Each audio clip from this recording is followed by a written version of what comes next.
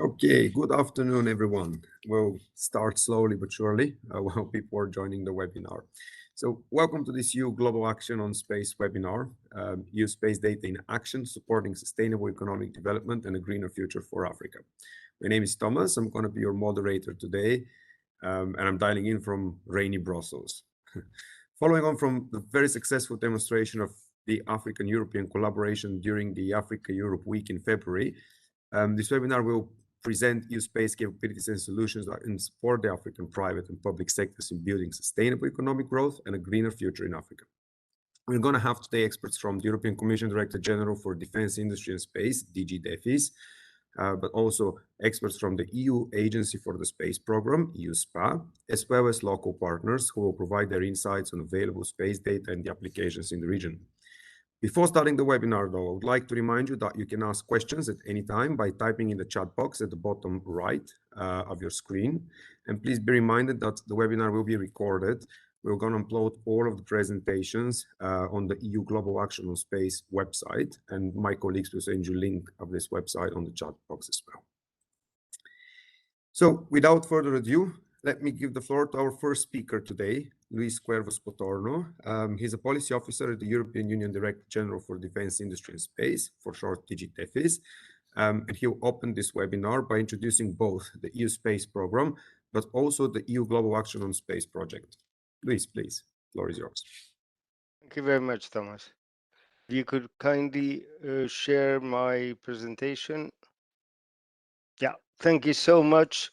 Very warm welcome to all of you. We're talking from Brussels today. This is my initial words is to just to present a little bit of the context where we stand. Why is the European Commission doing this global action on space? And what are the main elements of the action itself? Next, please. So as it happens, this global action is taking place in a much wider context. This is the context set up by the EU space program. As it stands, the EU space program covers several different aspects or different, I would say, subcomponents, which are namely the very well-known Galileo, EGNOS, and Copernicus space programs, to which we have to add two additional ones dealing with satellite governance called GovSatcom and space situational awareness. The very important thing about this program is that it has actually, as a matter of fact, enabled a huge amount of not only space data and space services, as you will be seeing throughout the webinar, but that these space data and services have been providing very, very concrete and important economic added value. And this is precisely why we are doing this today, in order to, share with our African friends, all the possibilities that the use of the different components of the EU space program can have for your local economies. Next, please. I'm not going to dwell into much detail into each and every one of these components, because there are speakers after me talking about this, but the very important thing I would like you to remember is that we're talking about three components which are up and running, first and foremost, which have global coverage, and thirdly, and not least importantly, have provided a wide, a wide range of economic outputs derived specifically on the programs itself. Galileo, to make it short, I hate to do this, but it's the way people understand it immediately. Galileo is a European GPS, and it's interoperable with all other GNSS systems in the world. But as you will see after my intervention, this program has a lot of traits which other similar systems do not have. What is very important are the figures that you see on the screen. Basically, the system in very few years time has enabled the the development of very different not only space related economic sectors, products and services, but which something which is more important, I would say, uh, it is enabling stark developments in other traditional economic sectors, if you wish. Next, please. The SBAS is Europe's satellite-based augmentation service system. Sorry, and it's another is a different, totally different constellation from Galileo. This system actually provides accuracy. It is actually it is interoperable with existing GNSS systems, namely GPS. It also will work very shortly with Galileo as well. And what the SPAS system, as my colleagues will be explaining after me, does is it gives accuracy and reliability to satellite signals, and it's used most importantly in the aviation domain. Next, please. Copernicus is the other very important and key, I would say, component of the EU space program. In Galileo and SPAS, we were talking about signals that provide PNT, positioning, navigation, and timing signals. In Copernicus, we're not dealing with signals, if you wish. We are dealing with data and images.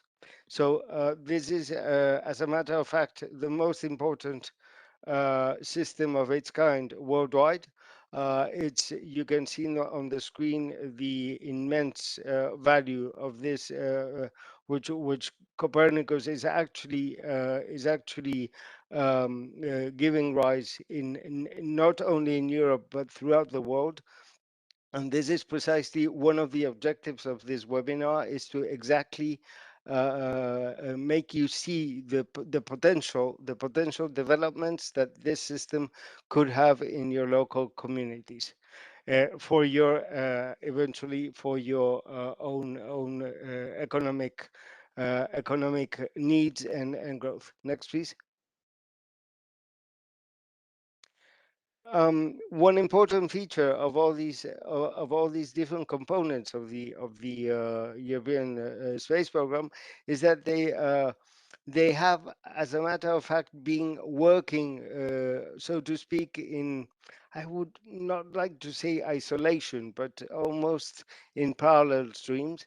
And as it's happening, and this is happening just because the industry is more and more into the phase of interconnecting all these systems, whereby you would have different products and services, digital products and services, which are going to be using more and more one or two or even three different systems at a time. So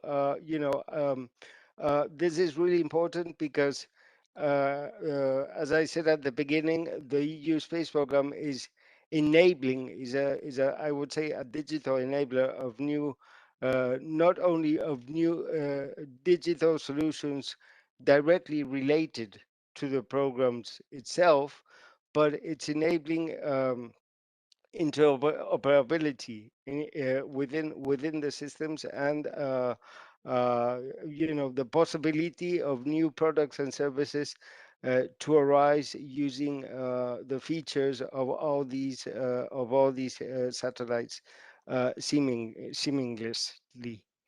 Next slide, please.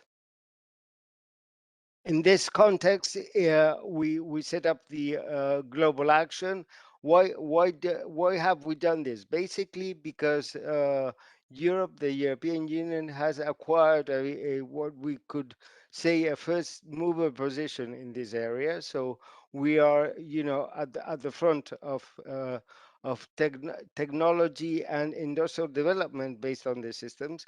And what we actually want to do is for our friends in Africa, in this particular case, to get a grasp of these potentials and to, through better and greater cooperation with European actors, to be able to develop or make further developments based on this space capabilities in your own local communities. So the action, what is to be very concrete, the action what is doing is providing first-hand technical information on the programs themselves.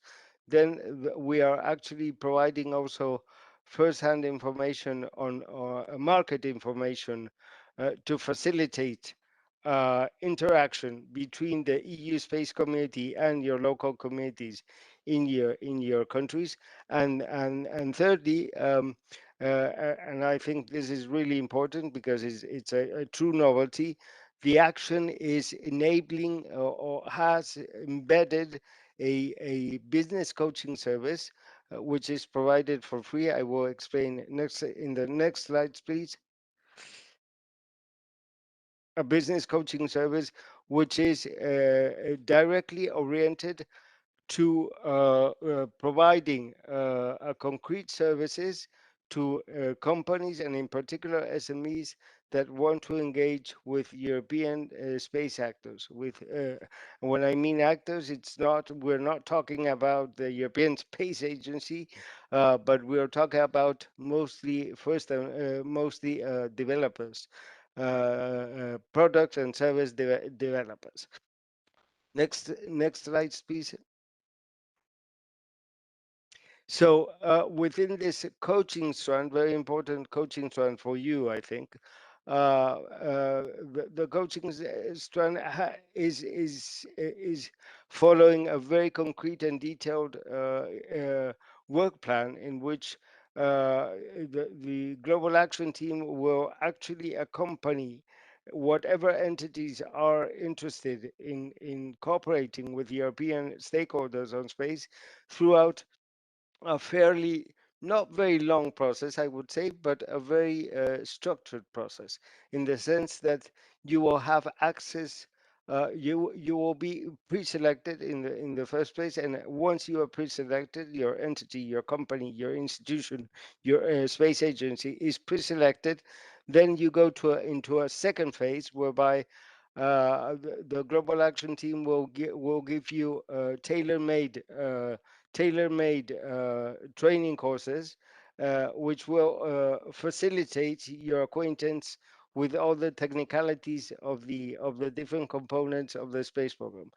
Thirdly, this will lead to a matchmaking process, which we will which will have a little bit of artificial intelligence in it, but also and foremost, I would say, um, manpower support, which will lead eventually to the actual coaching phase, an individual coaching phase with those enterprises or those companies, entities, you name it as you wish, from Africa and from the European Union, which we find, a perfect match is indeed possible. And this in the end will lead to eventually to the signature of some kind of a formal agreement between the two parties. Next, please.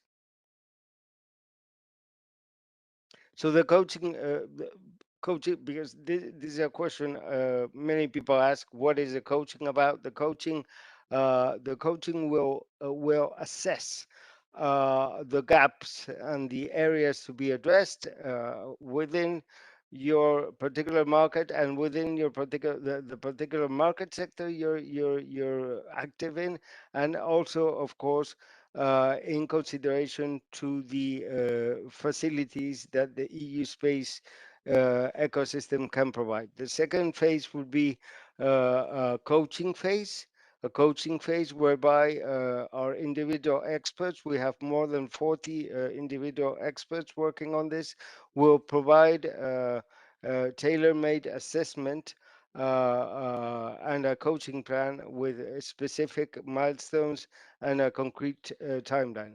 And in the end, you will actually go through the coaching per se with one of these more than 40 experts that we have in the team. Next, please.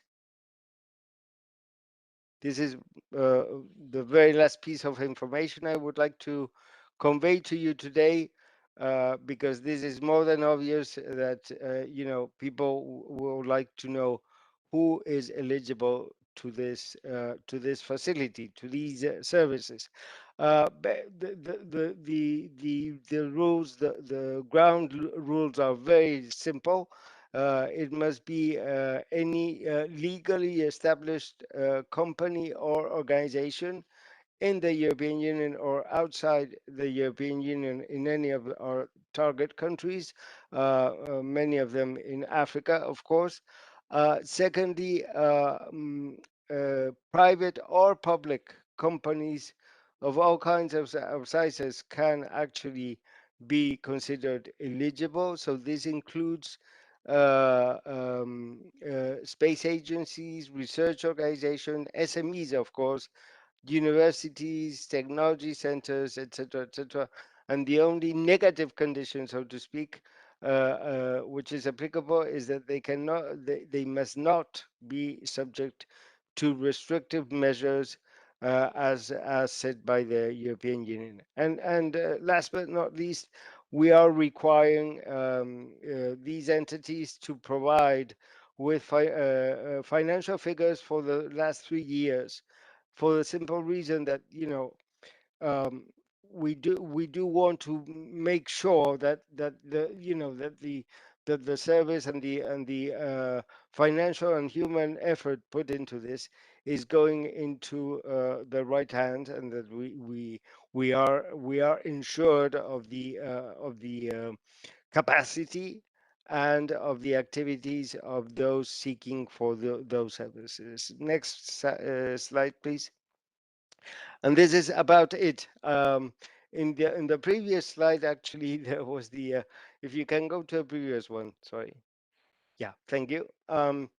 This is in the red box, you will find the address of the web page, so-called the EU Space Platform, which will actually give you access to all these uh, the information and all these services that I just mentioned. So thank you so much for your participation today, and we look forward really to a very interactive and proactive, I would say, exchange of views. Thank you.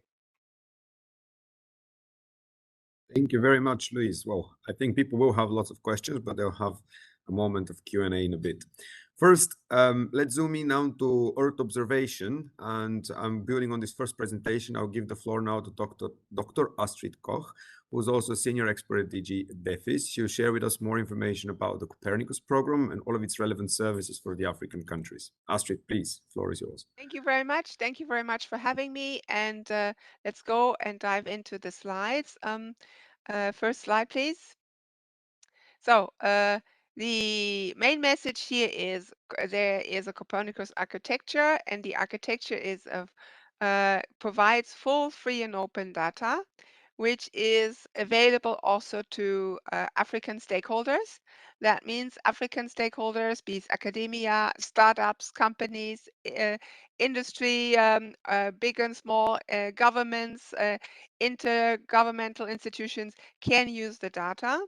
And full, free, and open applies to the suite of Sentinel satellites you see on the left, which data was put into different services. This is done together with contributing missions worldwide, which are supporting us, and in situ data from the ground. And we have 6 dedicated services. Of those, 5 are free, full, and openly available, and the services can be used by you. The one which is a restricted one is the security one, which is more EU focused and not part of international cooperation. So next slide. Important message to you is where to get the data, where to look at this. This is an overview of the different places to get it. Is the technical hubs of ESA and EUMETSAT, and also the different hubs of the entrusted entities of the Copernicus services data.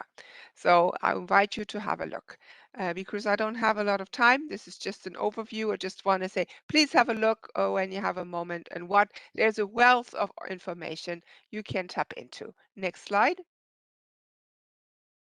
So one of the services we do in Copernicus is the land service, and it has several components.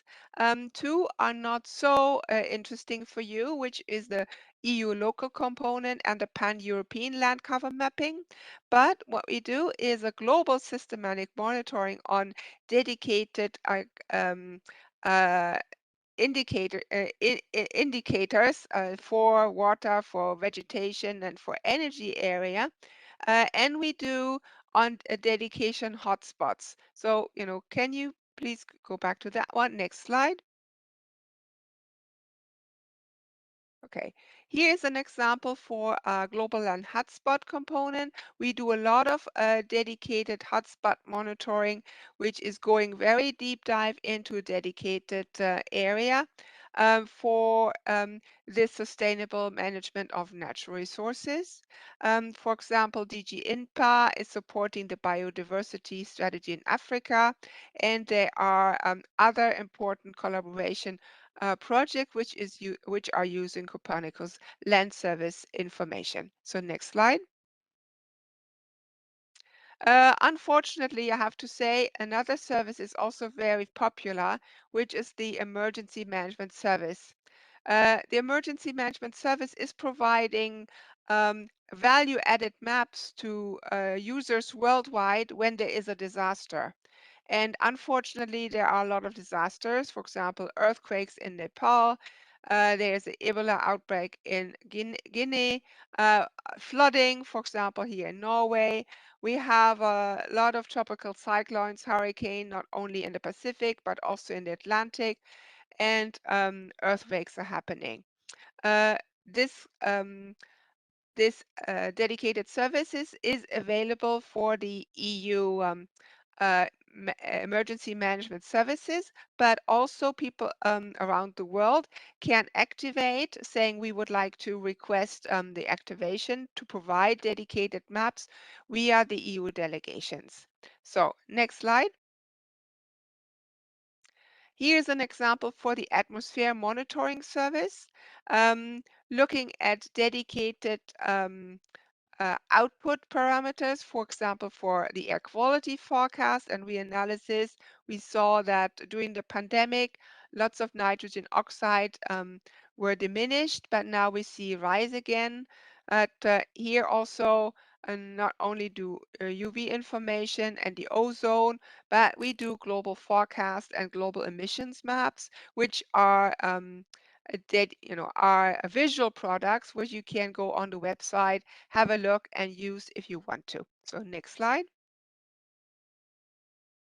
Well, this is the oceans. We provide with the ocean marine monitoring service dedicated products for parameters such as the currents, the temperature, salinity, oxygen, the plankton content, and wave height, and so on. There are different regional products and a global product, and there will be, they do regular reanalysis, which will be done into converted into real-time, daily, hourly um, um, feedback, which is then put into also forecast. So you go from the past to the present and then also try to forecast the future.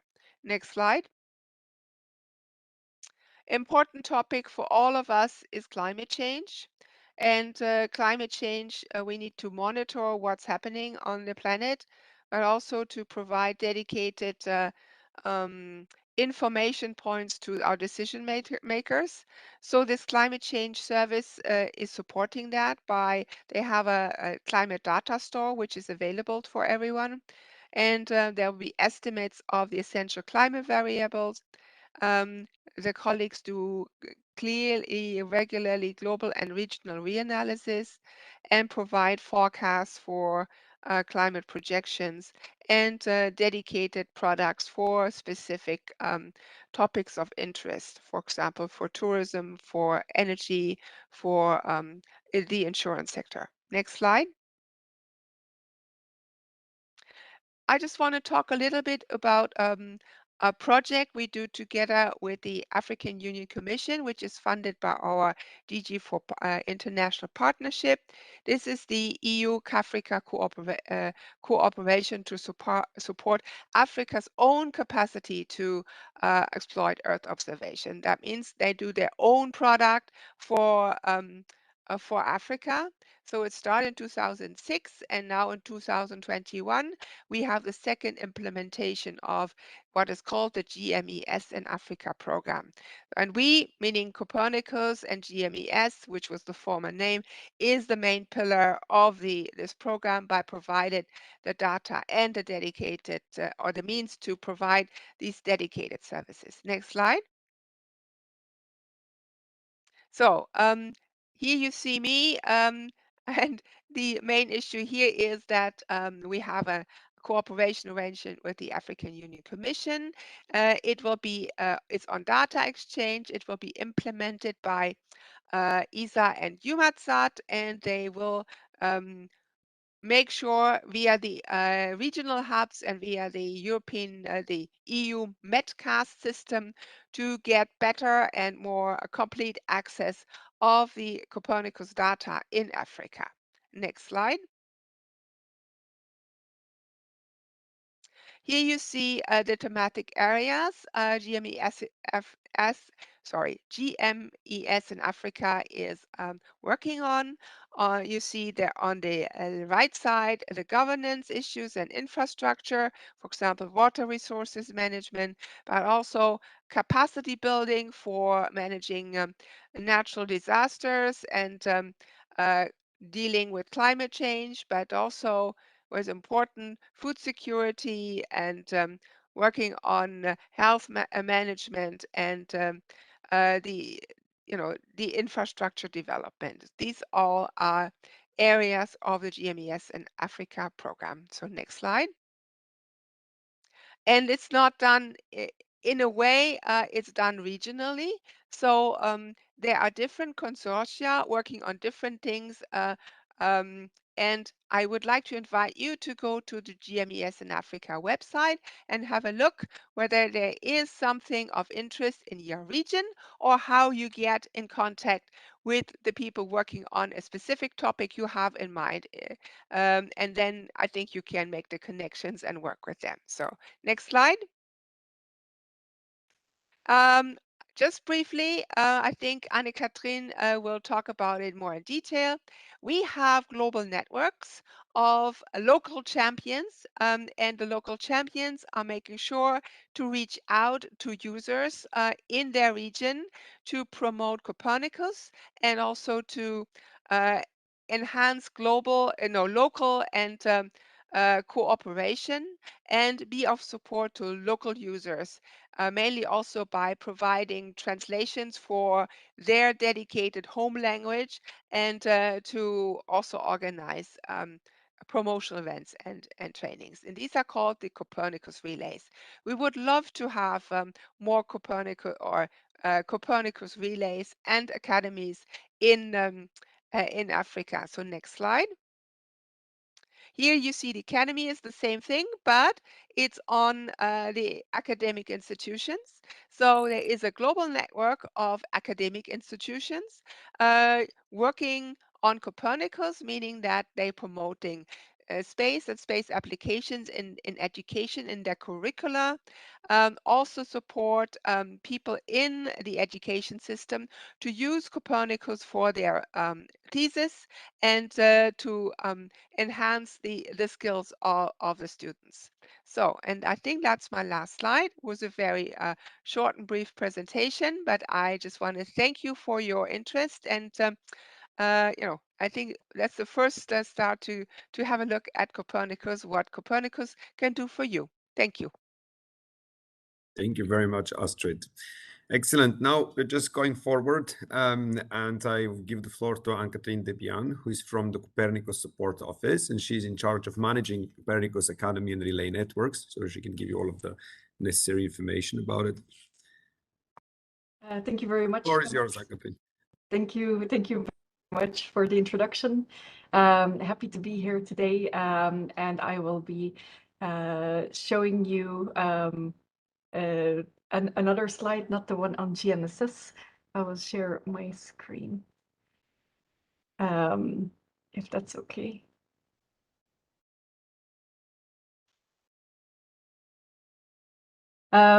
So I will be going a little bit deeper after the presentation from Astrid Koch on the Copernicus networks and the Copernicus Support Office.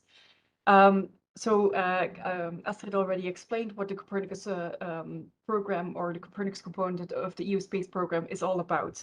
As its main aims are to monitor the environment on Earth and our security here in Europe. And it has a full free and open data policy. And one of the things that I think is most important in Copernicus is that it's user driven.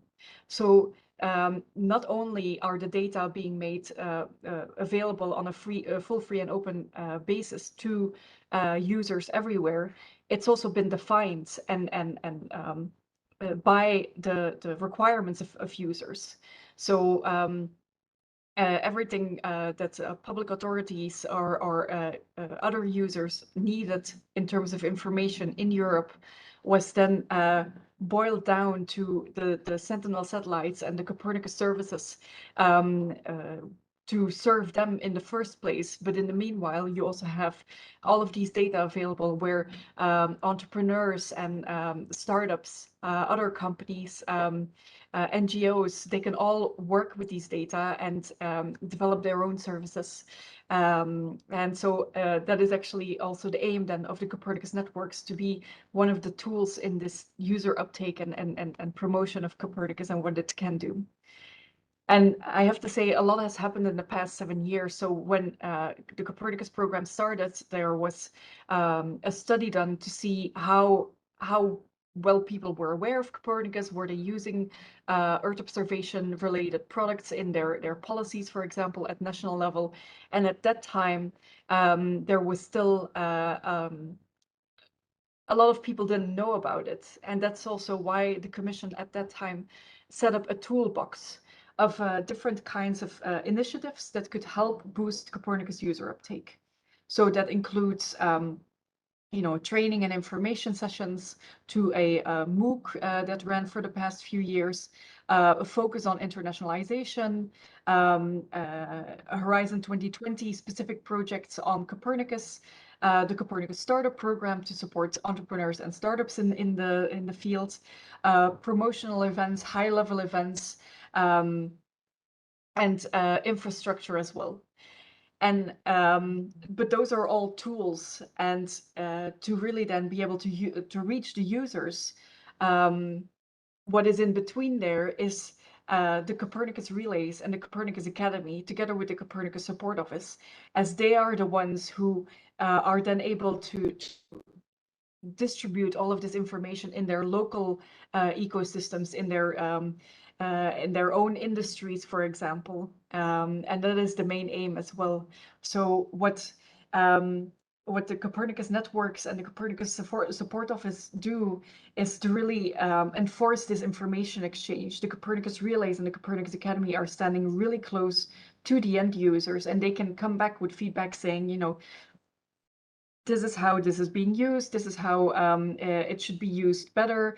We're thinking that we can build a training around this because we see a need here, and that information is then fed back through the Copernicus Support Office into to the European Commission, who is managing the Copernicus program.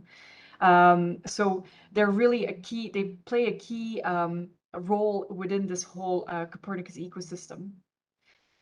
And over the years, so ever since it launched in 2016, it has grown quite a lot. So both the Copernicus Relays and the Copernicus Academy, from, let's say, 135 when we started out to over or almost 300 members now, and so then they haven't only grown in terms of the number, but also a little bit more worldwide. So while we started out with a lot of European actors, let's say, we now have on pretty much all continents Copernicus Relays and Copernicus Academy. So in Africa, for example, we have both members in the south of Africa, in Namibia, but also in the north, in Egypt, in Tunisia. And so all of those actors are out there to help promote Copernicus locally. And so some of the examples of what it is that they do then is organizing events, conferences, whereby Copernicus gets a prominent role.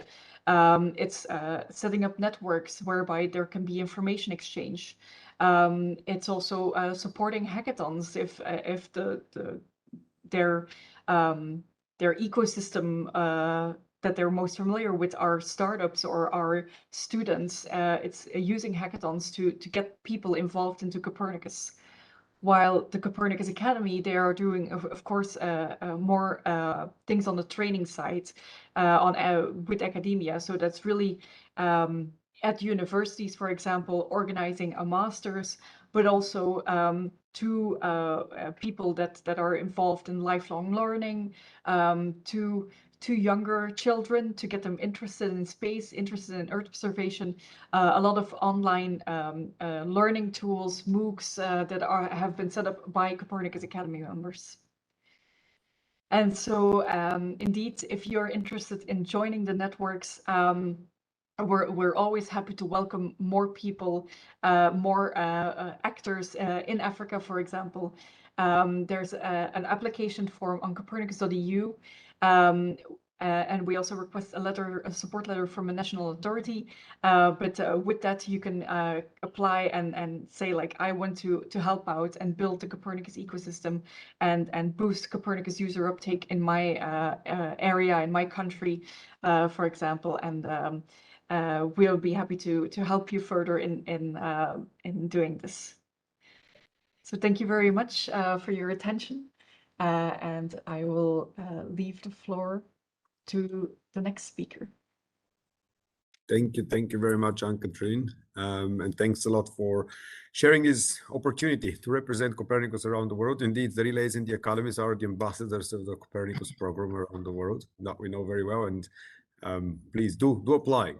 Now, it's time to move forward to another component of the EU space program, the European GNSS and the flagship program Galileo, along with the European Geostationary Navigation Overlay Service, more famous as EGNOS.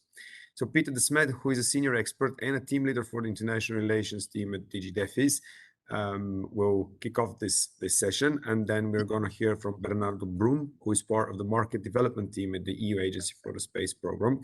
They'll both shed light on this EU space program component and will showcase how the European GNSS can be used in Africa, along with potential applications for the region. Peter, please, the floor is yours. Thank you, Thomas. Good afternoon. Thomas, would it be possible to broadcast again the presentation that Luis Cuervo made? There are two interesting slides, if it is possible. I have no particular other slides, but there's particularly one on EGNOS that I wanted to show. So two programs in satellite navigation from the European Commission. One is the Global Navigation Satellite Service called Galileo. And the other one is an ESPAS, satellite-based augmentation system, which is called EGNOS. The Galileo system is a system like GPS or the Russian GLONASS system or the Chinese Beidou system. So in Africa, you will probably use the four of them together because they are interoperable, compatible to a large extent. So the question is, what is Galileo bringing in added value to the other systems that exist already? Well, basically, the most important feature is indeed that you can use them together with your with the three other systems. You probably have in your mobile phone already all the mobile phones that are on the market, and in your car and other applications have multiple chipsets where you have the four systems together. By the way, let me show you something. If you have an Android mobile phone, but you have it also on the other phones, there is an app called GPS Tests. This one. If you open it, you will see the satellites that are flying over the place where you are. So you can, in Africa, in Asia, everywhere in the world, see the satellites. And you see you have the GPS satellites above Brussels, but you have also the GLONASS, Russian flag, the EU, and the Galileo satellites and the Beidou satellites. You use them all together, as a matter of fact. Now, there are a couple of features from Galileo that are particular and that you can use where maybe other systems are in the development phase or don't have these features, but there are only a couple of them. So the four main services of Galileo are the open service, and within the open service, or with the open service, we are for the moment developing an emergency warning service, which allows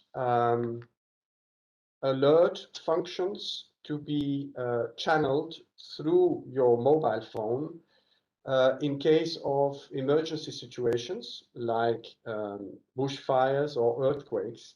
And we are developing this together with Japan.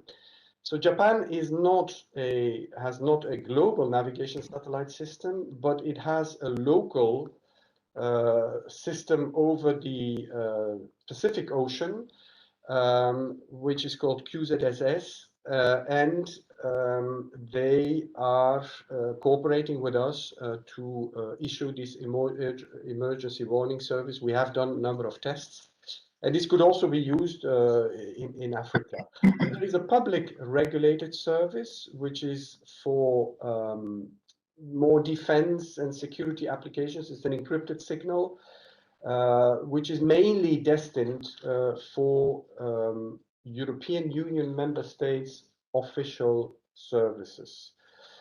But then interesting also for Africa is the search and rescue service, where we have, as other GNSS systems, a forward link, but we are also developing a return link, which announces to people in distress at sea, in the mountains, that help is on its way. So it's a particular feature of Galileo alone for the moment.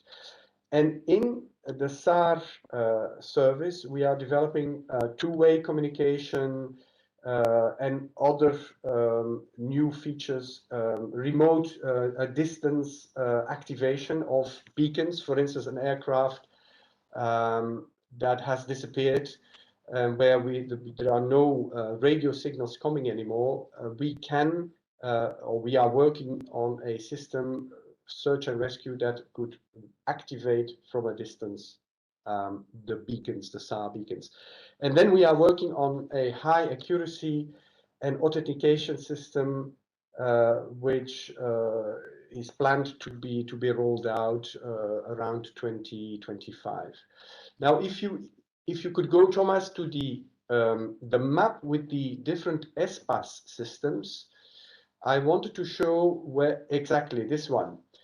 So what is important here is that for the satellite-based augmentation system, we are working, that is EGNOS, closely with Africa in mainly two areas.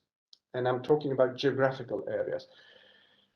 The first one is the north of Africa, where in the near future, EGNOS will also be possible. Well, it will be possible to use EGNOS. As a matter of fact, most of the north of Africa is already covered, but it will be possible to use EGNOS in the north of Africa also for safety of life applications like aviation. For that, we need a couple of additional ground stations, which we are preparing for the moment. We already have in the north of Africa a number of ground stations which serve the purpose of covering the southern part of the European Union. But by adding a couple of stations, you could also use in the future EGNOS in the north of Africa.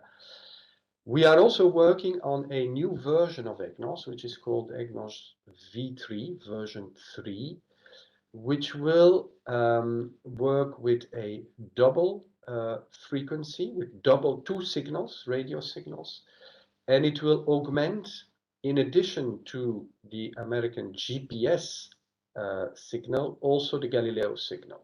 Since Galileo is already operational, but not fully operational, because we are waiting for a couple of additional satellites to be added to the constellation in the near future. For the moment, EGNOS is augmenting only GPS and giving GPS signals a security stamp, in the sense that we are filtering out all the clock errors, the atomic clock errors, so that EGNOS can indeed be used for safety of life applications like aviation or rail transport, certain other applications. And so in the future, we will have, towards 2030, an EGNOS V3 system that will work with two signals in the L1 and L5 band and augment GPS and Galileo. And EGNOS V3 will automatically also cover, because it is more precise, or because we will need less ground stations, it will also be possible to use it in the north of Africa and maybe in other parts of Africa. EGNOS has its geostationary satellites above the equator in Africa, Atlantic until India, towards the Indian Ocean. So we have 3 to 4 geosatellites. So the footprint of EGNOS is wider than what you only see. The footprint of the geosatellites is bigger than the EGNOS coverage that you see on the map here. It is in fact covering the whole area from Europe to the south of Africa, simply because the geosatellites are above the equator in Africa. EGNOS is interesting, and ESPAS in general, to counter the negative effects of the ionosphere, where particularly around in the equatorial area,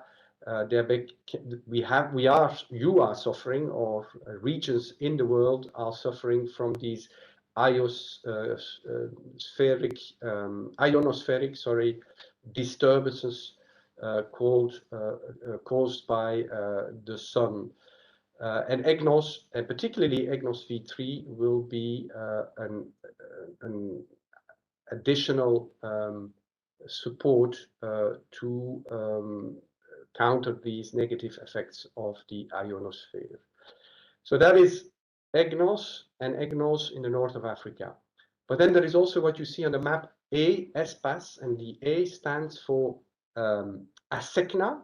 ASECNA is the air navigation, l'Agence pour la sécurité de la navigation aérienne in Africa and Madagascar, so the safety navigation, air navigation organization for a number of African countries. I think 17 in total, particularly Western Africa and Madagascar. And ASECNA, the ESPAS of ASECNA, is a similar ASECNA than the one, than the other ones, than WAS, EGNOS, SDCM. The ASECNA ESPAS is now preparing the phases C and D, which will lead towards 25 to an operational system. So EGNOS in the European Union is already operational, but the ASECNA will soon become operational in the ASECNA region, the ASECNA ESPAS, so that you can use it for aviation in that part of Africa. Now, in addition to that, it will be possible to develop other ESPAS systems, and this is of course up to the African regions, the African countries, maybe the African Union, but also to ASECNA, who could cooperate with other countries in Africa to share their experience, and so that ESPAS, satellite-based augmentation systems, can be used also in other parts of Africa. And the European Union, particularly we here in DG DEFIS, are of course available also to give information about the use of EGNOS.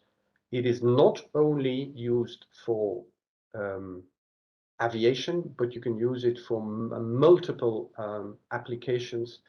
In particular for Africa, we think it is very interesting to use it in agriculture, but also for river navigation, sea navigation, drones, very important in a continent like Africa, or helicopters, or general aviation. There are a lot of small airports which do not have the instrument landing systems, so they can all use ESPAS, be it partly the EGNOS, partly in Africa, the EGNOS system, where EGNOS covers Africa, or will cover Africa, or the ASECNA ESPAS and the possible extensions. There is a study ongoing for the moment on the cost-benefit analysis of what ESPAS, satellite-based augmentation systems, could bring to Africa, and we hope this is done in cooperation with the African Union. This will be finalized in the near future, and we already know that it will conclude positively, as it did in Europe and other parts of the world, that the cost or the benefits outweigh largely the cost of building an ESPAS system.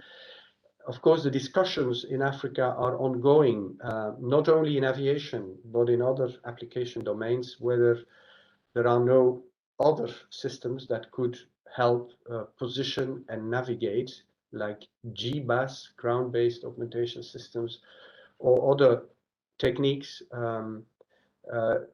Probably systems will be used in parallel or combined, but ESPAS has clearly, in our view, a very big future ahead in Africa. And I will leave it at that. and give the floor back to Thomas. Thank you. Thank you very much, Peter. I'm giving the floor immediately to Bernardo so that we can have also some time for Q&A as we start receiving very interesting questions in the chat area. Please, Bernardo. Hello, good afternoon to everyone. Thank you for the opportunity. My name is Bernardo Brum. I work in Market Development Department in EUSPA. EUSPA is the European Union Agency for the Space Program. And today I will, next slide, please. And today I will talk about our agency, a small introduction, and then go through Galileo and Egnos, an overview of differentiators and the concept behind. And finally, I will provide some views about the application for these programs.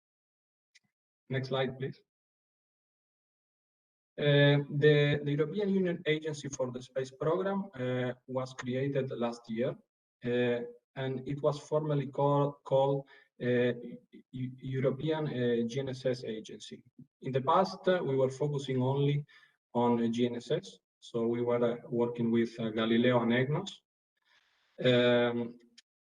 But now the activities expanded, and we are also covering Copernicus. Copernicus is we focus in the market development of non-core users, the so-called, that are industry, SMEs, and startups.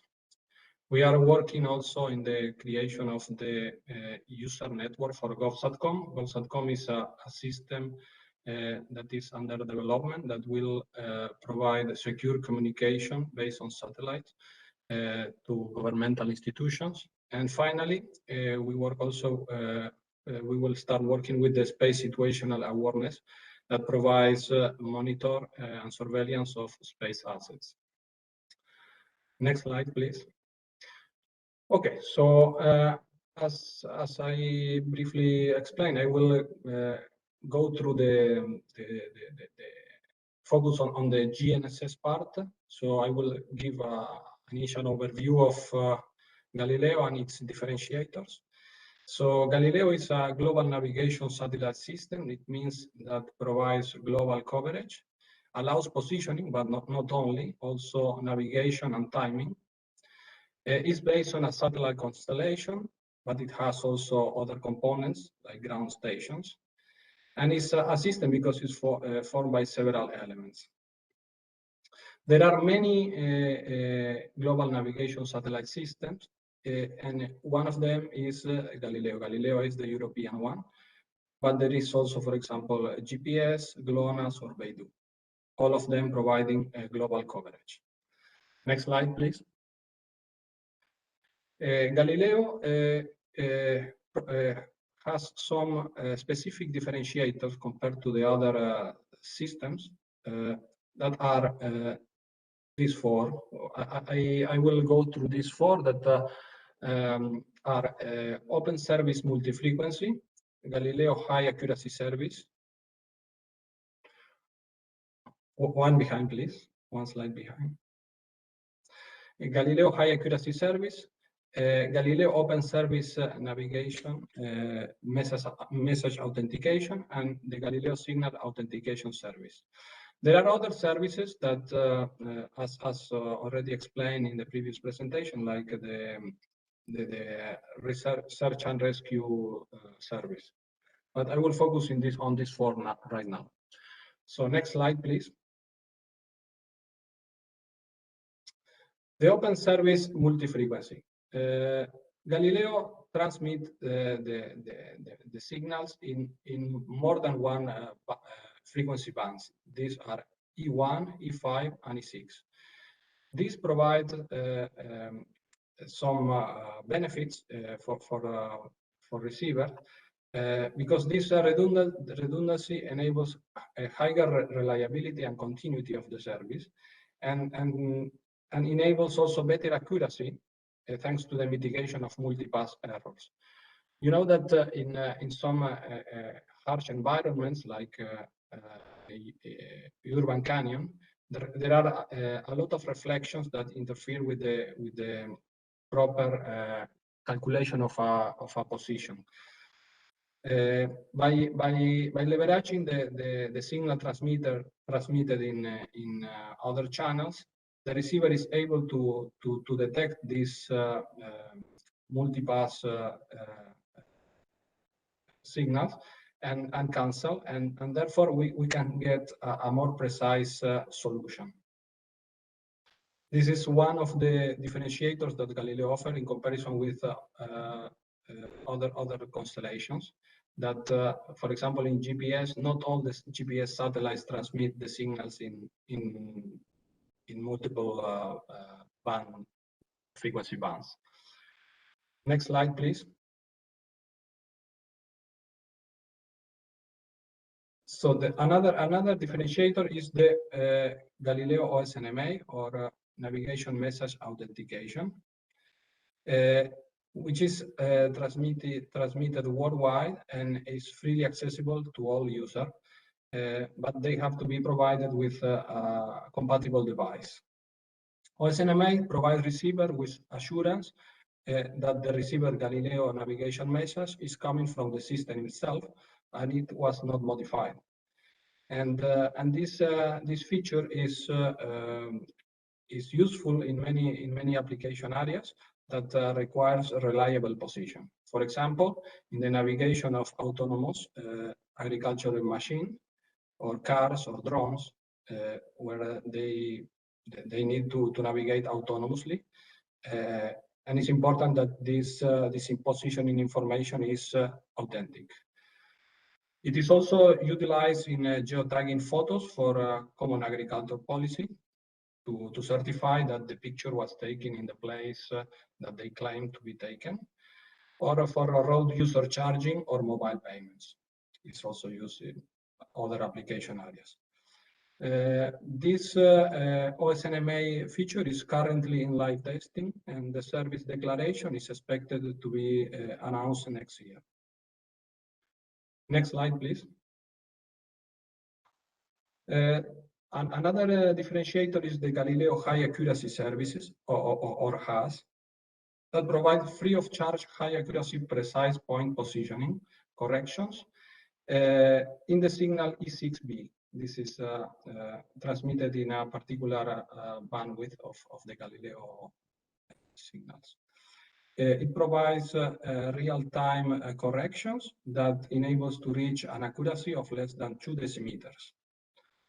The application required this kind of accuracy are, for example, the autonomous guidance, or the augmented reality applications, or the port operations for maritime. Currently, this feature is closing the testing and experimentation phase, and soon is expected to be available for users. Next slide, please. Leveraging the Galileo SNMA, there is also a service that will be operative in the near future, that is called the Galileo Signal Authentication Service. The service is based on E6 signal code encryption and OSNMA, as I said, and it will allow increased robustness for professional applications. Next slide, please. Okay, now the signals coming from the global navigation satellite systems are affected, as you know, by several factors that impact in the final solution, final positioning solution. So, for example, the signal is traveling through the ionosphere and the troposphere, and this inserts some delay in the reception. There are some errors coming from the receiver itself, or the satellite clock offset. All these factors influence the final performance of the position. So that's why it was developed the S-bus. Next slide, please. The S-bus is in particular the EGNOS. EGNOS is the European S-bus. was developed to provide augmentation of the GNSS system. It is an independent constellation. It operates autonomously, and currently, as the previous speaker already mentioned, improves the GPS positioning, but it is expected that soon will be also using the Galileo. EGNOS is broadcasted in dual frequency, and the S-bus equipment that can use that is EGNOS ready is also operative with other S-bus in another regions, such as WAS in the United States. Next slide, please. Okay, EGNOS. EGNOS provides accuracy and integrity.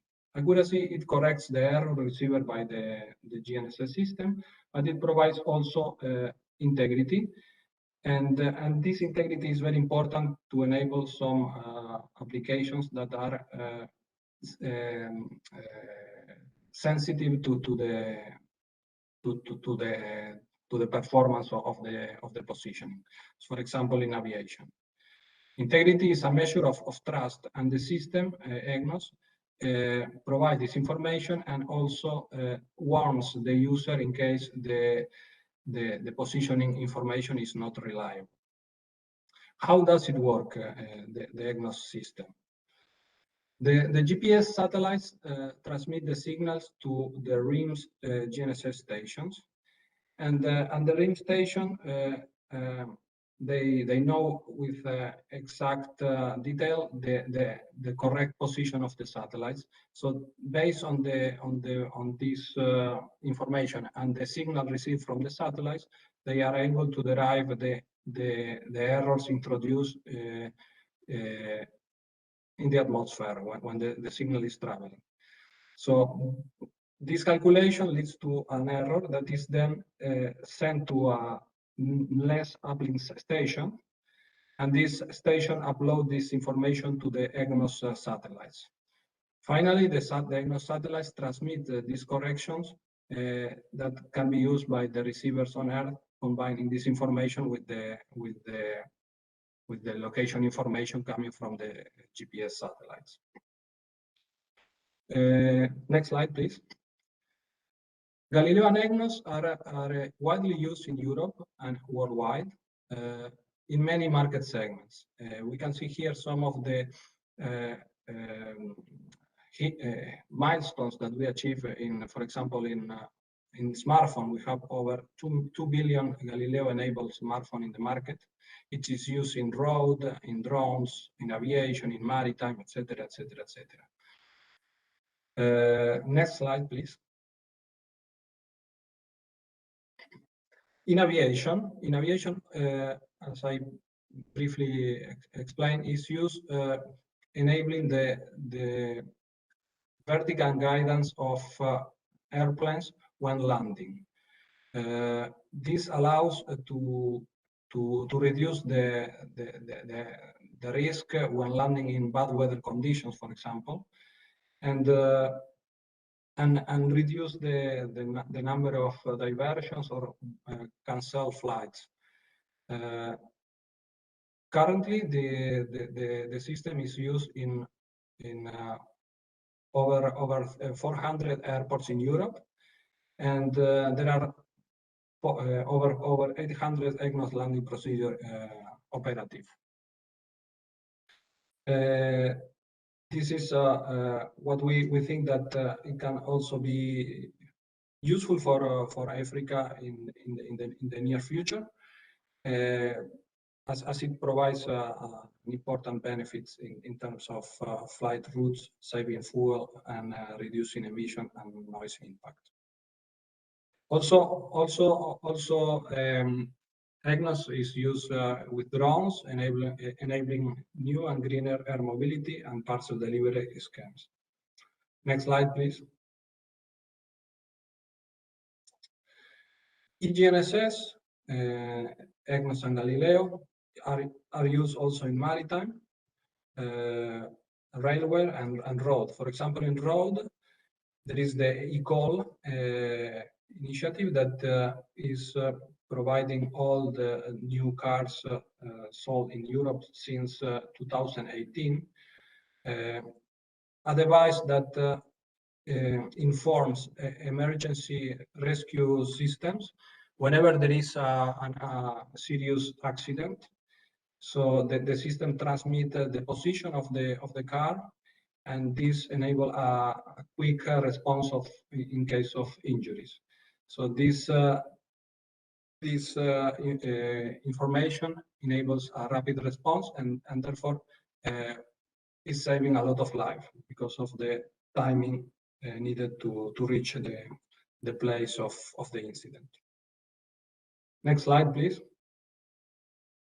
And to close, there is also important use in agriculture and location-based services. In agriculture, the GNSS enables the precision farming for sustainable management of soils and the preservation of biodiversity. And in LBS, it's used for consumer solutions. A high number of smartphones are already Galileo enabled, and the use of Galileo provides a better performance of position in a wide range of applications that are used in running on the smartphone or in wearables. And with this, I will close my intervention for the moment, and I will be available for questions that I think we will have. Thank you very much, Bernardo. That was a very interesting presentation. We're going to go ahead with the program so that we can hear also from our local partners, so they can really give us a flavor of what's going on in Africa itself. So I'm going to give the floor to Juan Suarez from Agriculture's project coordinator. He'll be followed by Derek Ongeri. It's a bit of a last-minute change of the agenda as Miss Meta was not, unfortunately, became unavailable last minute. So that we'll give the floor to her colleague, Derek. And then we're going to have also Clarice from the Center for Geographic Information Systems and Remote Sensing of the University of Rwanda. So please, floor is yours. So thank you for the introduction. I'll keep the presentation short, because rather than speaking from Europe, I think it's better to bring in the African voices in this forum today. So I'm Juan Suarez, I'm the coordinator of the Agricultural and Handy Food Security in African Agricultural Systems, with the support of remote sensing and other pieces of geospatial information and technologies in Africa. So this is one of these actions taken by the European Commission for the uptake of the space services, and in particular the Copernicus services in Africa. In that case, we are willing to contribute, or we are actually contributing to the enhancement of food security in the continent. So yeah, as you see, the project is funded by the Horizon 2020 program, research and development program. In principle was 48 months, but we got an extension due to the COVID. And what's quite important to me, this I wanted to show, is that the project formed by European and African participants. So because we wanted to, from the beginning, to bring in the knowledge and wisdom from Africa within this action. Okay, to set the scene a bit, so just to pinpoint that the 1/3 of the world's population affected by hunger in 2020 were in Africa. That means that it's like the population in Africa affected by hunger is near 1,000 million people. And roughly the population in Europe is 750 million people. So the issue and the challenge is great.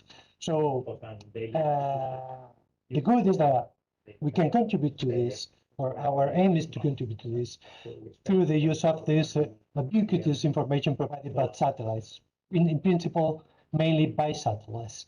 Our goals or the objectives of the program is to implement and maintain a system for agriculture and livestock monitoring, an early warning system also, based mainly on authors' observations to support the improved decision-making by different actors in the field of food security in Africa, from the policymakers, international financial institutions, or agricultural extensionists, the academia, or at the end also the farmers. And why? We understand that there is a role for geospatial data in this field, because you know that food security relies on 4 components. It's one, the availability of food, the access to the food itself, the utilization of this food by individuals, and the stability of the other components a long time. So the good thing with that observation, we can do monitoring, early warnings, estimations of yields, estimates risks, made some assessments, and practice all of these components back to the past or in the future or near real time. We can think about also to Galileo applications for food access and so on. So at the end, agricultors wanted to be a demand-driven and is a demand-driven solution, putting the users and stakeholders in the center, making use of space assets in Earth observation, but also we are using for example, we are using some of the services from Copernicus, from land, or the climate data store, for example. But we are also mixing all these with sensors and services already in place, with crop models, with weather forecasts, with data coming from the ground, from the users themselves. So the idea is to generate data, from data create a pool of information, and on top of this we can put a layer of bit of knowledge. But what is more important to us is the wisdom, because wisdom is putting knowledge in action, and this can just come from the grassroots. And in this sense, we from the beginning started the project following a co-design and co-development approach to create co-ownership also, to leverage wider impacts. That is true that we cannot get to everyone or every smallholder in Africa one by one, so that we are mainstreaming these services through the public sector, the agribusiness sector, including the smallholder food producers. But when we mean agribusinesses, also producers of seeds or fertilizants or whatever. The financial sector, which is crucial because to support food security is needed the financial inclusion, and also the academic sector, which is also key, because at the end we are willing also to create capacities that will leverage then the uptake of the services or the handover of services to Africa, to our African participants or colleagues. So we have to develop 7 services on climate to improve climate predictions and seasonal climate forecasts, on crop to improve crop condition monitoring, mapping, and forecast, on drought, which is one of the more relevant threats affecting food production in the continent. Typical or classic observation-based land monitoring, land use, land cover changes, monitoring, and so on. Services for livestock, for water and biomass for feeding livestock. Water monitoring services on water quantity and water quality, and a weather forecast in the case they are not present in the countries we are working in. The main crops we are addressing are maize, wheat, potatoes, sorghum, cassava, millet, and rice, for the staple crops, and sugarcane, which is contributing to food security on alcohol. And we have addressing also grass on the pasture land, monitoring for livestock farming. So we have developed a number of use cases in the countries participating. Today with me are Clarice from Kagojire from Rwanda, who will show the Earth observation data for interest-based insurance in the country, and Derek Ongeri from Kenya, located here, will show you some insights on the wheat, on the avocado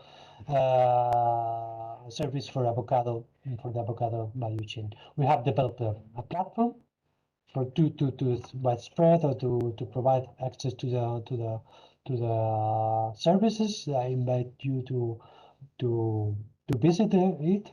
It will be improved in the coming months because we are continuously working with our users, because we are like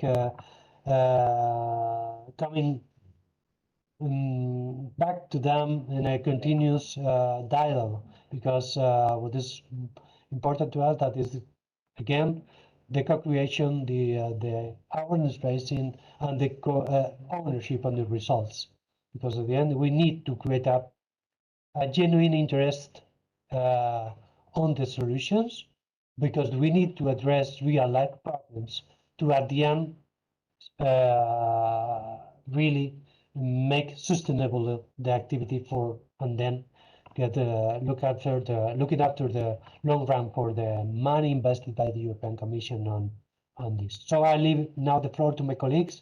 Thank you very much for the time and the opportunity.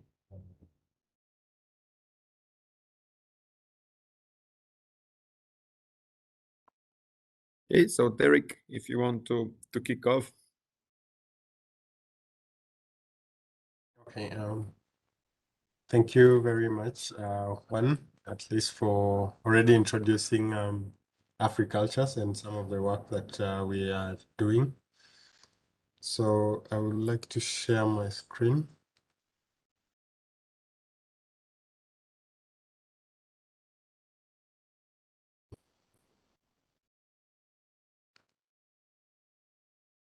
Okay, so under the Africultures program that Juan has introduced, we've had several use cases developed, particularly for Kenya. And most recently, what we are working towards is the monitoring of the production of avocado by the Agriculture and Food Authority for Kenya. So first of all, just to introduce, Locate IT is a private company, a GICT company based in Nairobi, Kenya. And we offer location-based products and GIS and remote sensing services to clients, private clients, government clients, and sometimes international clients. And we have a vision to be a premier company that transforms communities in Africa through the provision of innovative solutions using space technologies. And we use this information to drive initiatives and also try to measure the impacts of the initiatives that we try to drive. Now, for the Africultures program particularly, we were partnering locally. We were partnering with two institutions, that is the Kenya Space Agency. And the Kenya Space Agency particularly was interested in actually hosting some of the data sets and also the web hosting for the Africultures platform. This is because for them strategically, they felt like it fell within their mandate, which is to coordinate and nurture the development of the space sector and maximize the utilization of space technology and opportunities, that is with regards to mostly remote sensing data, and part of what touches their mandate in agriculture, disaster management, and even resource management. And then the second partner that we partnered with, particularly for the development of the use case, was the Agriculture and Food Authority, which is mostly a regulatory institution for food and agricultural sector. Now, mainly they deal in cash crops and horticultural crops. And this was far from what we will define as the food security crops, but this was based on some of the engagements that we were having previously as we were co-developing the Africultures use cases. And we had the AFA as part of the invites or invited to the table to try and work together with them alongside the Ministry of Agriculture. So the main reason why the AFA really wanted to come on board and to use the Africultures program is because particularly for the avocado production, Kenya is one of the top 10 exporters of avocado, and currently at position 9 globally, with the market share of around 1.7%. So there's a lot of livelihoods and smallholder farmers that really rely on avocado for an income stream. But very recently, as you can see, the challenge has been from the notice that is given by the Food and Agricultural Authority, is that we have a problem in terms of the maturity of avocado, which really reduces the quality. That is the oil content and also the quality of the fruit that is produced. So Kenya is losing its competitiveness because of the poor products, and this is because the crop calendar is not well defined, and also the exporters do not have a good linkage with the farmers. So that is where we decided to come in and try to tailor a solution for them using the Africultures platform. So a brief history into the development of this use case. So previously we were working with the Ministry of Agriculture in the particularly in the statistics department, and they were really interested in crop cover maps, and also that is the land use types, so that they could do their estimates. And as you can see, we derived some of these crop maps from Sentinel-2 datasets, and this was supposed to be used to develop crop monitoring.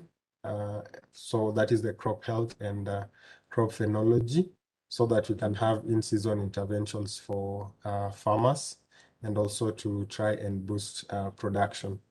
But now this quickly got the interest of the AFA, that is the Agriculture and Food Authority, and particularly they were interested in the value chain of avocado. So currently what was proposed and what is being worked on, as you can see, we are trying to, we've created some mobile applications for field data collection. That is for the avocado farms specifically, with questionnaires. And also we are trying to do an avocado suitability map to see other areas for which are suitable for avocado, and also do a crop type map. So this is using, again, mostly remote sensing data, that is Sentinel-1 and Sentinel-2 satellite imagery. And then also, once we narrow down to the fields of avocado, we are trying to develop a crop condition and assessment. So this is the phenological study, or the start and end of season, so that we can see at what point farmers can be advised by the AFA if their avocados are ready for harvest, to improve the quality and the competitiveness within the market. So all these data sets and models to try and meet this problem of trying to advise the AFA and also advising the farmers, all of it is integrated on the Africultures platform, which is used also for dissemination and also for capacity building to some of the end users, that is the AFA. And the end result is we are expecting to have the crop statistics, that is for avocado. So that is the crop area, and see how we can try and integrate some in situ data to come up with some yield estimates for these avocado areas, and also to develop the crop calendar so that farmers can always be informed when their produce is ready for harvest, and also the exporters can be advised on when to collect produce for exports, and to develop other business intelligence and support applications on top of what will already have developed. So that briefly covers an overview, a very quick one, on one particular use case that we are currently doing using the Agricultures program, and also in conjunction with the Kenya Space Agency and the Agriculture and Food Authority here in Kenya. So thank you very much. I would just want to end my presentation there. Thank you very much, Derek. Now, Clarice, floor is all yours. Hi, my name is Clarisse Kagoyire. I'm a lecturer at the University of Rwanda within the Center for Research for GIS and Remote Sensing.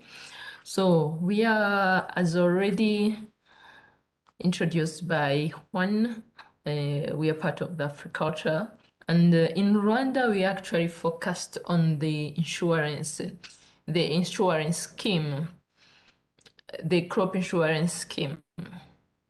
So a little bit of background of agriculture sector in Rwanda. It's an important one in terms it employs about more than 60% of the whole population, with a considerable contribution to the national export and the national GDP.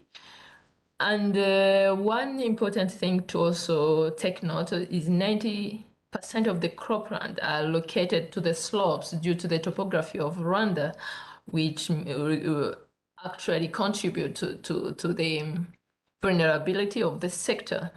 And moreover, there is also a high competition between the agricultural land and the non-agricultural land use, given the high population density and the growth of the population density, the rate, which also implicates the land fragmentation, and these also connect with the competition between the agricultural land and the increase of urbanization, increase of infrastructure. So all those makes the agricultural sector more vulnerable, which means that given its importance in the economy of Rwanda, it requires to be taken care of.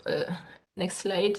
So talking about the agricultural vulnerability, as I mentioned it, there is the agriculture presents a strong dependency on the rainfall. Therefore, it's very, very vulnerable to the climate shock. For instance, in this image, we see last year there were a number of landslides that affected numerous farmers. So agricultural sector is very vulnerable to the climate shock. This is why we were very interested into focusing more on the how can we help in addressing this. That's why we chose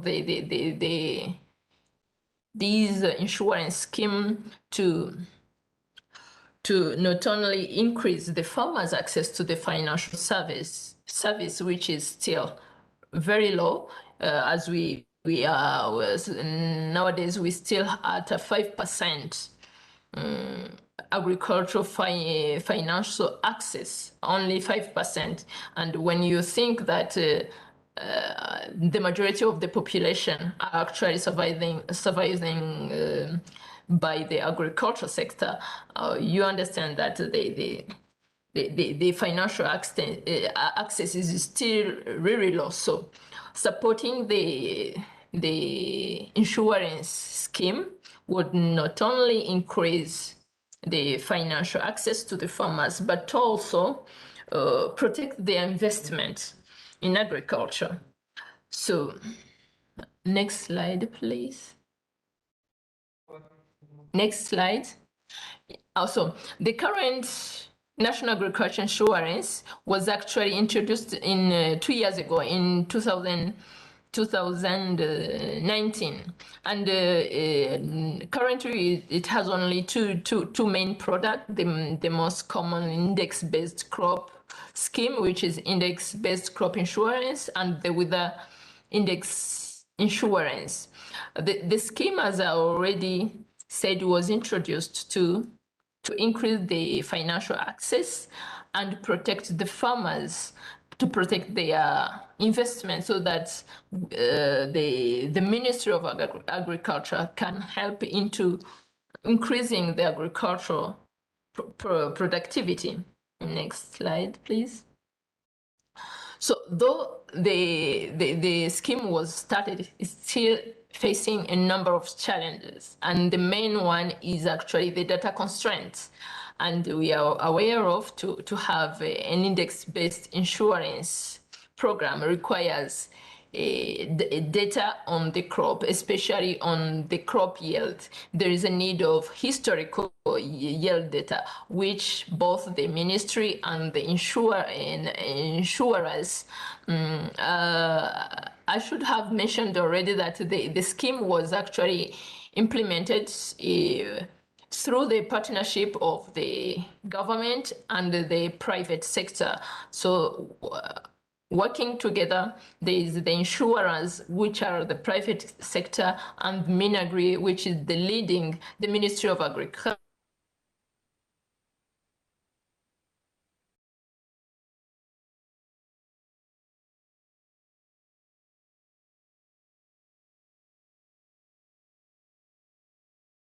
Hello, I think we lost Clarice. Let's give her a minute to try and establish her connection.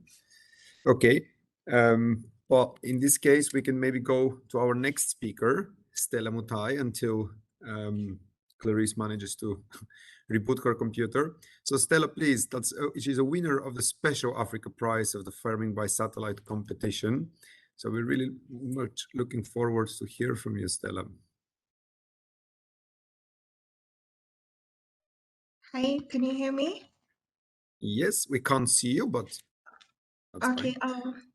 Let me go to turn my on your microphone. camera. Can you see me now? Perfect. Yes, Yes. perfect. Okay. Hello all, my name is Stella. I work as a GS consultant for World Food Program, and I will present on the use case that we worked on in 2020-2021 on the use of Earth observation in monitoring of food security in Kenya. Specifically, I'll focus on the one presentation that we made to the European Satellite Farm Prize, which was the use of Earth observation in monitoring of coffee farming in Kenya. Next slide. Yeah, so our key project, or why we decided to delve into this particular focus, was to monitor coffee diseases. Kenya is a major cash crop. Kenya is a major country where the use of coffee production is a major thing in Kenya. And so a lot of farmers, especially in the central province, were complaining of coffee diseases that were attacking vegetation. And so we saw how can the use of Earth observation be able to help the government in monitoring of coffee diseases. So we used a digital hub technology known as Digital Earth Africa that provides free satellite technology, and also it provides ready-use analysis data that was very helpful. We used the vegetation indices and the textural variation so that we can be able to determine at which particular seasons of the cash crop are we experiencing coffee diseases, and how can it be helpful to farmers. Through the Digital Earth Africa platform, it offers us an opportunity to show the differences in agricultural fields, that's over time, over location, and also it allowed us to assess the vegetation phenology. That means we were able to determine the peak of the seasons during coffee farming, the start of the season, how are the vegetation index behaving, and when are the suitable seasons or timings for plantation. Through also Digital Earth Africa, we were able to conduct time series analysis. Why was this helpful? This was helpful because we wanted to see what was the the growth variability of coffee over time. This was very, very important because you were able to determine to see a trend in the season variation of coffee production over time, and you are able to see which are the peak seasons and the low seasons. Lastly, you are able to measure the vegetation indices representing the leaf area, and through this you are able to understand the gain and the loss of leaves during coffee development stages. This was particularly very important because we also wanted to determine, was it an effect because of climate change or was it an effect because of the kind of fertilizer that was being used? Next slide. Yes, so this is the particular area we focused on. This was in central area of Kenya. And because of this particular field, this is a place where a lot of coffee farming takes place. So we were able to access the differences in different, if you can see, there are different kind of land parcels. Over time, each particular land parcel was different. It had different planting and harvesting seasons. So we were able to see time series analysis using Sentinel data and to see how it was the behavior.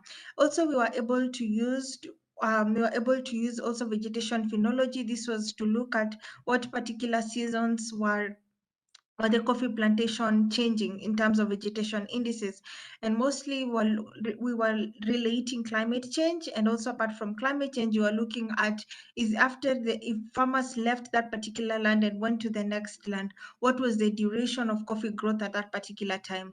Lastly, why was this analysis very important? The end users to us were the most important. These were the farmers, direct farmers who are doing the coffee plantation. We're also targeting government agencies that were going to use multi-temporal sensors, and this is because they were able to use it for decision making, such as what particular yield farming should they be given, fertilizer should they be giving to farmers.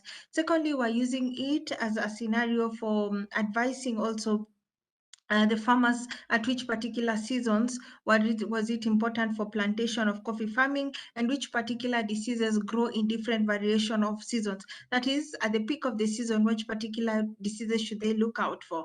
At the low season, that's at the start of the growing of coffee, what particular disease should they be careful of, and what particular of farming fertilizer should they be careful of? Next slide. So this is just a particular to show you the importance of our Digital Earth Africa platform, because it has a Python notebook that made our analysis very easy. So if you look at the different colors, it represents a bit different temporal analysis that we had for each coffee farming over time.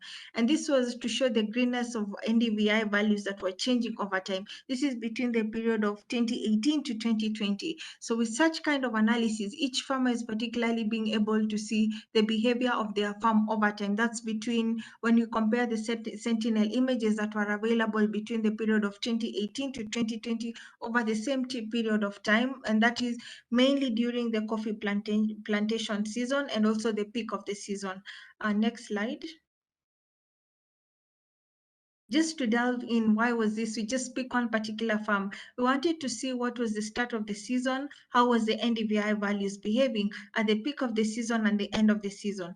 Why was this very important? Because the crop health of the farmer, or the crop health of the farm in which a farmer is practicing, is very, very important. So with this particular application of use of satellite data, it was very important because we were able to conduct a time series analysis of each particular farm. So when we get to the farmer, we are able to advise which particular seasons of the year are very, very important in terms of which particular seasons are suitable for planting of coffee farming, which particular seasons do we expect a peak, and what is the greenness value at that time. And this is very important because now we are able to see or advise farmers based on the climate change or based on the fertilizer they are using, that these particular seasons you will have a high value of your crops better than other seasons. And then we're also looking at the characteristics of the end season of coffee farming. How are the plantations behaving, and what was the greenness value? So the greenness value of the vegetation index was a key determinant of determining whether it's a peak season or an end season or a start of the season. Next slide. Last but not least, with this particular information, what came out very strongly was that Digital Earth Africa has become a very major platform for us, because it enables us to have faster decision making regarding optimized planting, location, and also the type of fertilization and yield forecasting of historical or climatic conditions. With such a particular platform, you do not have to download any satellite imagery because they already have satellite images such as Sentinel-1, Sentinel-2 covering the whole of Africa.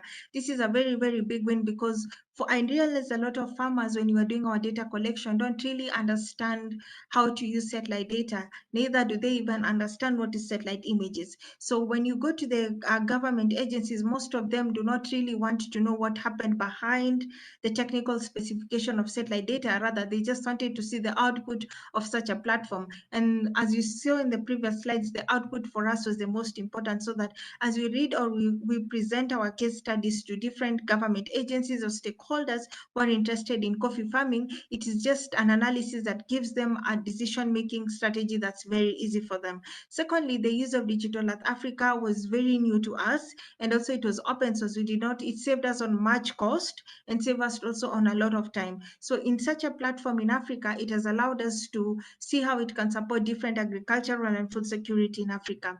Last but not least, the availability of any data or applications that are facilitating management, especially with the use of satellite data, has provided or given us a good platform in terms of food security. And we are looking even to further analysis into how different crops in different counties in Kenya to see how will this such a platform be able to enable us. Last but not least, one of the things we are still working on is developing of crop masks.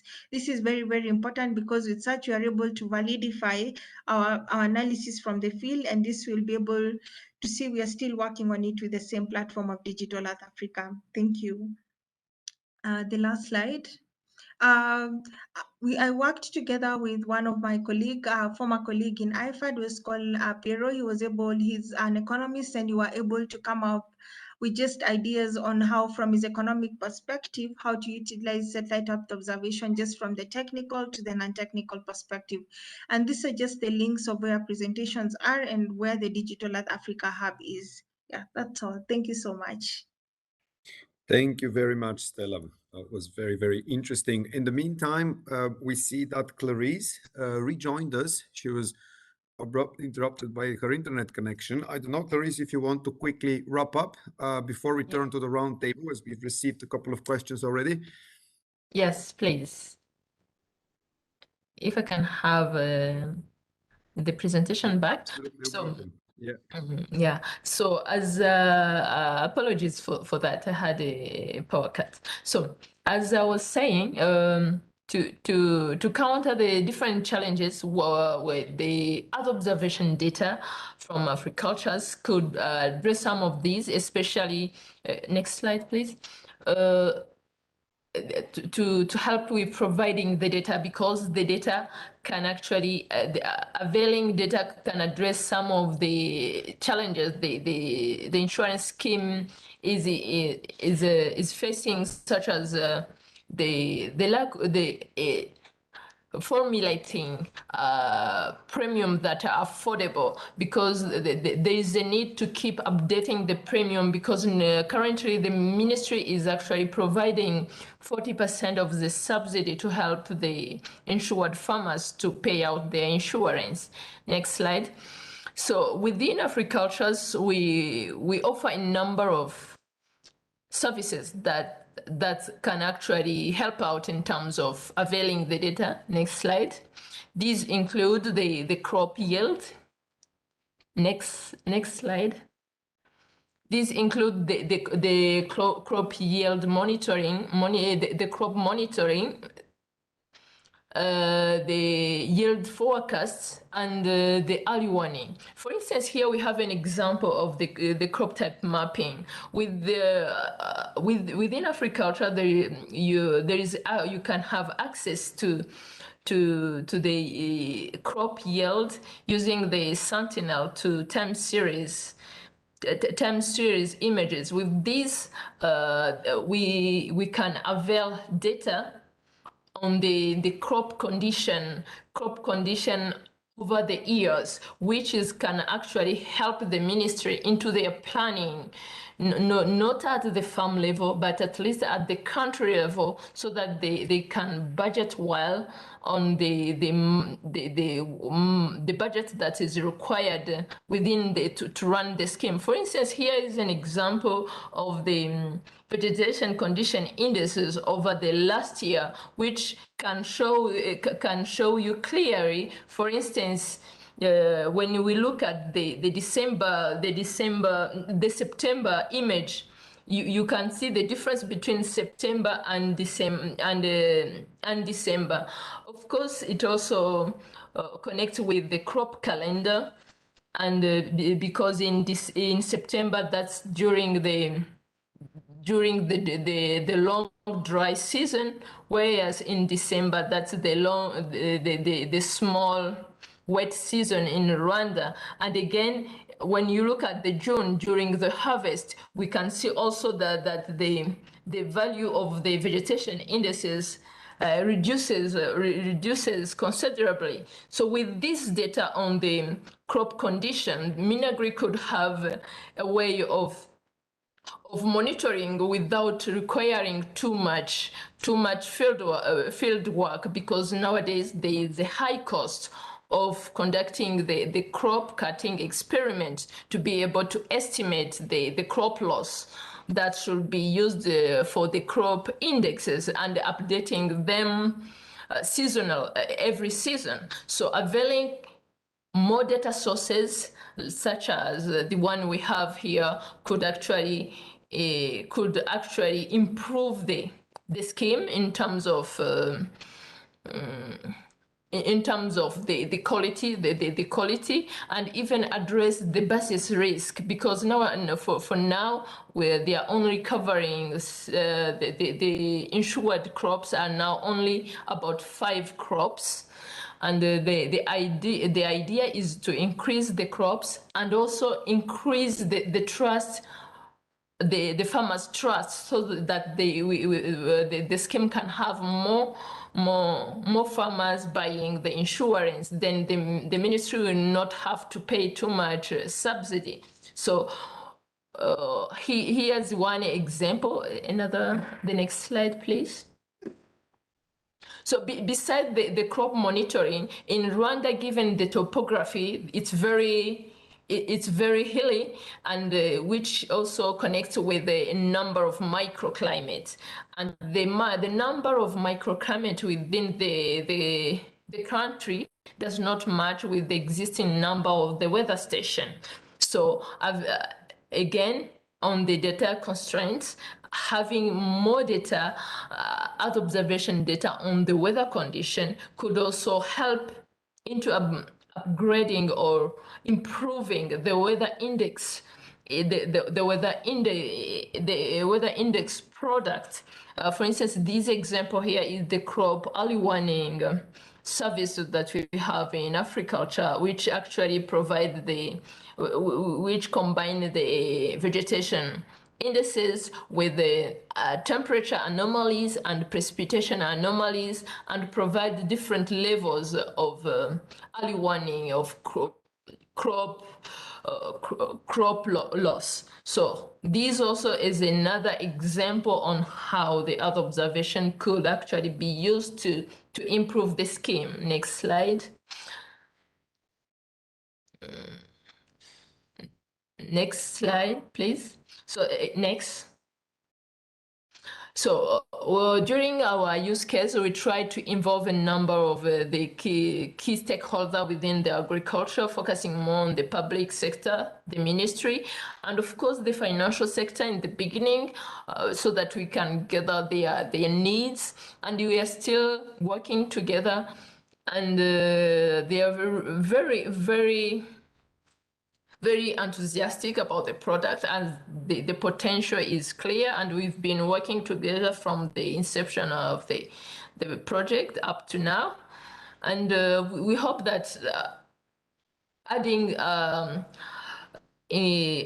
observation into the scheme will really improve the uptake of the insurance for the farmers, because the product will be improved in terms of quality and in terms of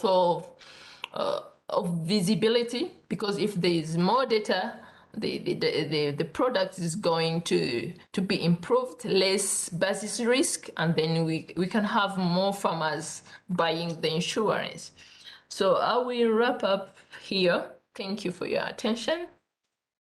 Thank you very much, Clarice. It's a very interesting presentation. And as we are going towards the end of our webinar, we're just going to use the remaining time to address some of the questions that we received on the chat. And I'm going to give the floor obviously to all of the speakers who we still have on the line. So the first questions that pop up, and I think we can combine two of them, was of whether there are any free training sessions on how to use Copernicus data. And then Rachel is also asking about how can local users start to use Copernicus or EGNS services for agriculture, which kind of equipment would they need? I don't know if we still have Anne-Catherine on the call who can give us a brief overview of any trainings, because you mentioned, Anne-Catherine, about the Copernicus MOOCs, for example, and what other trainings they would be available for people. And one disclaimer on Astrid's presentation, there was one slide with all of the links that you can directly navigate through and go and access the Copernicus data. So these presentations will be available on our website as well. Anne-Catherine, you can add. We can't hear you, Anne-Catherine. Okay, so maybe we can move to the next question, and we'll reply to your question, Rachel, then after the webinar, because I think Anne-Catherine has some problems of unmuting. That's fine. We also received another question, which I will address directly to Peter, if he's still on the line as well, of how can we benefit from EGNOS, meaning, I think, for Africa, and will it be any major changes to the access services for the next EGNOS generation? And then the person asking the question is referring to V3, which I believe is the third version of the roadmap. So I don't know if you want to tackle this question, Peter, or if you would prefer to. No. Okay, so we lost Peter as well. That's fine. I don't know, Anne-Catherine, I see that you're still on the line. Okay. Then we're going to reply. Sorry. Yeah. Yeah. Now we can hear you, Anne-Catherine. Do you want me to repeat the question? Yes, please.